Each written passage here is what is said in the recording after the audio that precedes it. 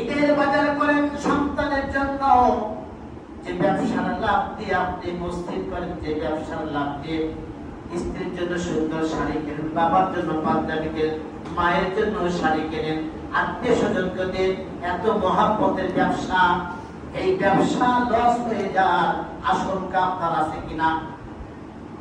ছোট্ট একটু উদাহরণ দেই। এই বছরে আমার এলাকা থেকে 5 জন লোক আমার মাধ্যমে হজে যাচ্ছেন, আল্লাহ দিচ্ছেন। তার মধ্যে একজন সবাই ব্যবসায়ী, একজন ভাই কার্পেট ব্যবসায়ী। উনি আমাকে বললো, আমি যখন বললাম ভাই আপনার